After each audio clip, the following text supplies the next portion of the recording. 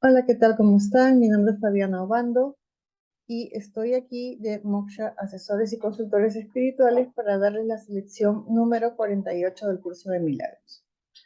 ¿Qué nos dice esta lección? No hay nada que temer. La idea de hoy afirma simplemente un hecho.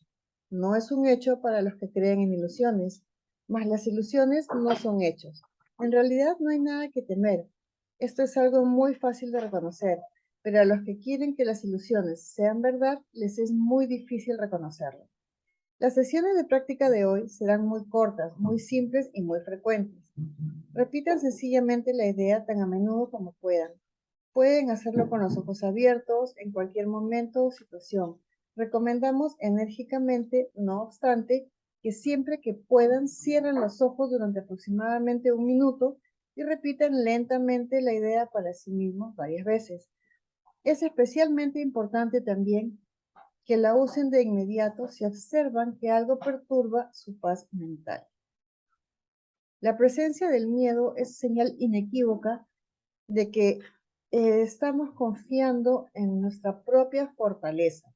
La conciencia de que no hay nada que temer indica que en algún lugar de la mente, aunque no necesariamente un lugar que puedan reconocer, han recordado a Dios. Cuando uno no teme es porque no está confiando en sí mismo, sino en Dios.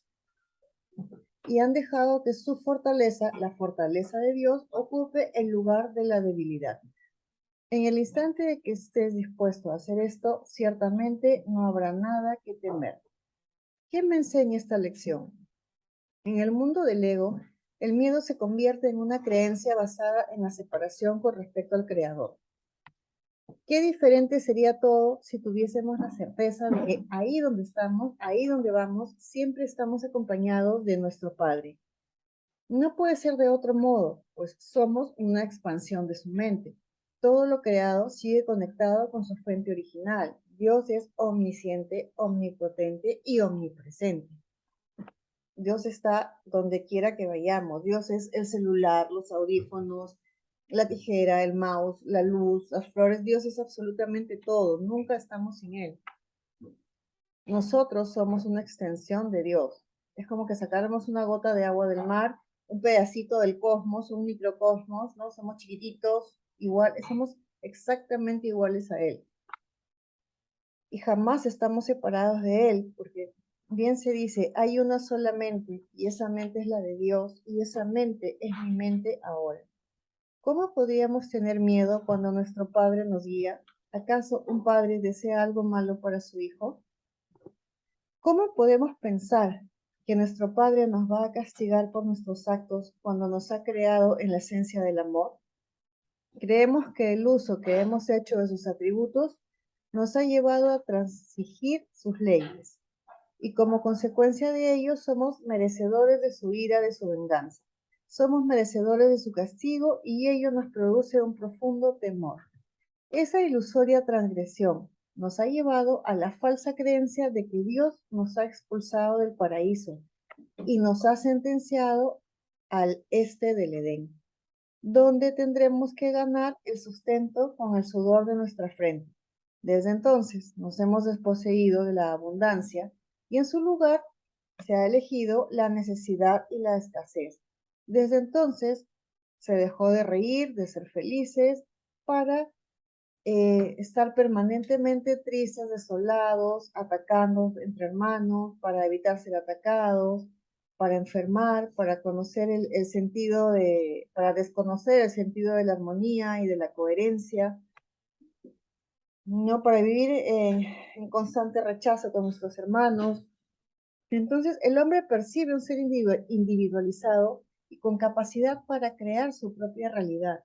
En esta percepción, los demás no mantienen una relación santa, sino que son valorados como agentes que nos amenazan con sus ataques, de los cuales el ego mantiene un estado de máxima alerta para protegerse de ellos, situándolo en un estado de permanente miedo. El ego se siente solo, aislado, y ello lo atemoriza.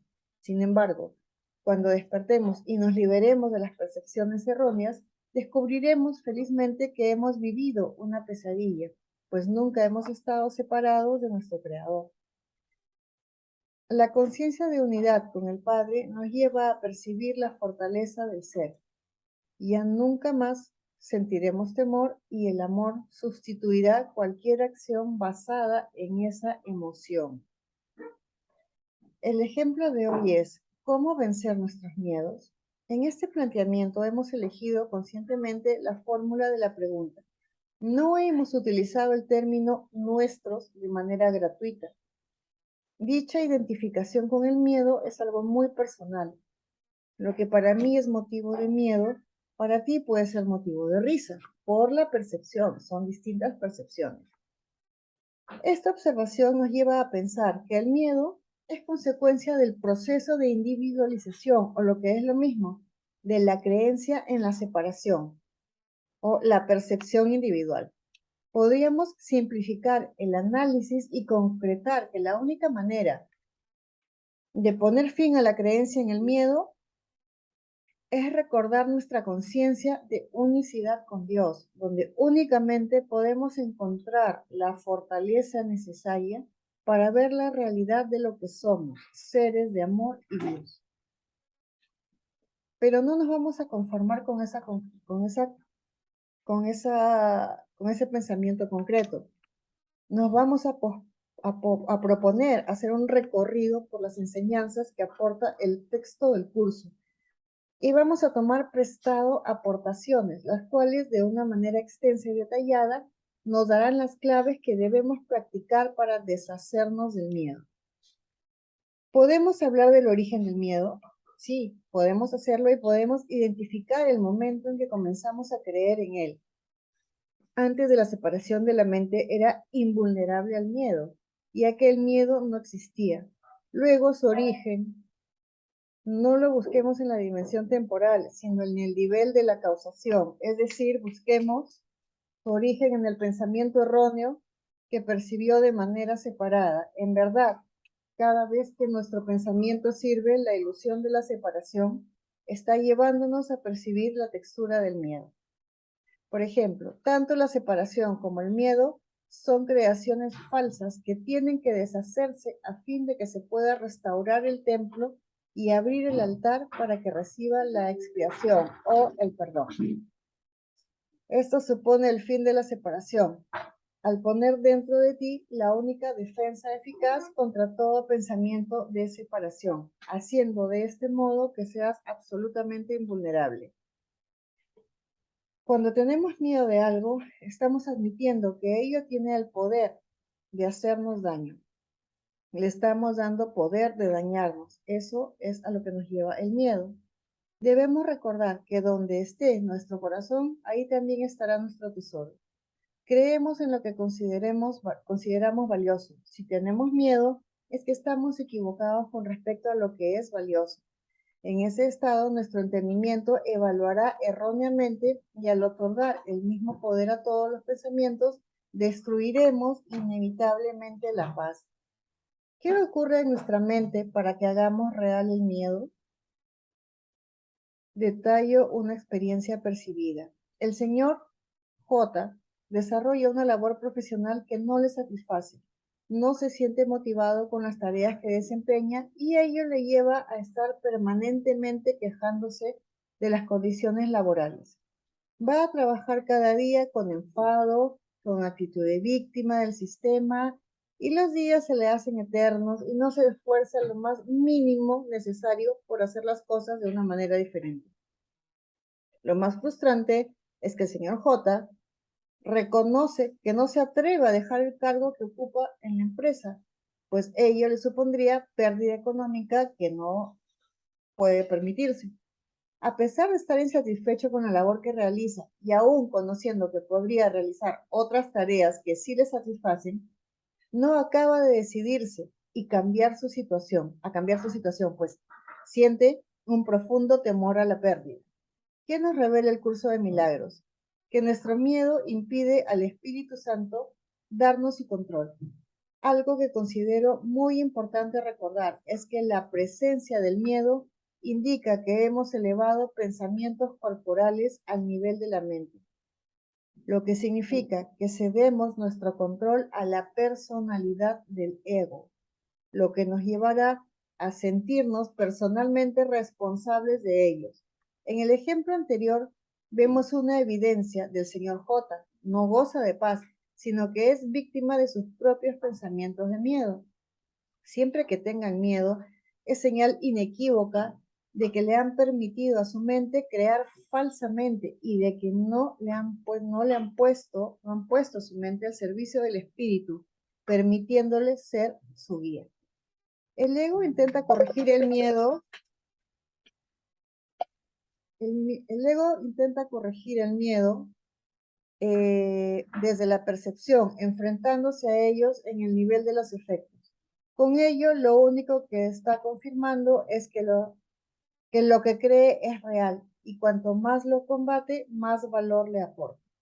En este sentido, el curso nos deja muy claro que tenemos que cambiar de mentalidad, no de comportamiento, y eso es cuestión de que estemos dispuestos a hacerlo. No necesitamos orientación alguna a nivel mental. Lo correcto debe llevarse a cabo únicamente en el nivel que es posible el cambio. El cambio no tiene ningún sentido en el nivel de los síntomas, donde no puede producir resultados. Os dejo una serie de recomendaciones, ¿no? Sobre cómo tratar el miedo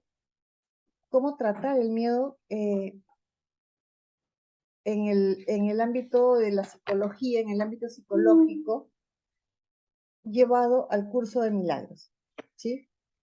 Dice así: es posible alcanzar un estado en el que dejas que yo guíe tu mente sin ningún esfuerzo consciente por tu parte.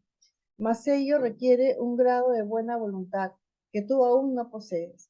El Espíritu Santo no puede pedirte que hagas más de lo que estás dispuesto a hacer. La fuerza para hacer lo que Él te pide procede de una firme resolución por tu parte. Hacer la voluntad de Dios no produce ninguna tensión, una vez que reconoces que su voluntad es también la tuya.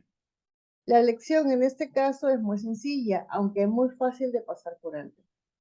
Voy, por lo tanto, a repetirla y te exhorto a que escuches atentamente. Solo tu mente puede producir miedo. Hace eso cada vez que está en conflicto con respecto a lo que quiere, lo cual inevitablemente produce tensión, ya que existen discrepancias entre lo que quiere y lo que hace al respecto. Eso solo puede corregirse aceptando un objetivo unificado. Esto es texto del curso de milagros. El primer paso correctivo para deshacerse del error es darse cuenta, antes que nada, de que todo conflicto es siempre una expresión de miedo. Díganse a ustedes mismos que de alguna manera tienen que haber decidido no amar, ya que de otro modo el miedo no habría podido hacerse presa de ustedes. A partir de ahí, todo el proceso correctivo se reduce a una serie de pasos pragmáticos dentro del proceso más amplio de aceptar que la expiación, que es el remedio. Estos pasos pueden resumirse de la siguiente forma. Reconocer, en primer lugar, que lo que están experimentando es miedo. Aceptarlo, abrazarlo. El miedo procede de una falta de amor. El único remedio para la falta de amor es el amor perfecto. El amor perfecto es la expiación. Termino con otra parte del curso. El amor perfecto expulsa el miedo. Si hay miedo es que no hay amor perfecto. Mas solo el amor perfecto existe. Si hay miedo, este produce un estado que no existe. Cree esto y serás libre. Solo Dios puede establecer esta solución y esta fe es su don. La reflexión de hoy es: si tengo miedo, no estoy pensando con la mente de Dios. Entonces los dejo con esta lección hasta el día de mañana, que vamos con la número 49. Gracias.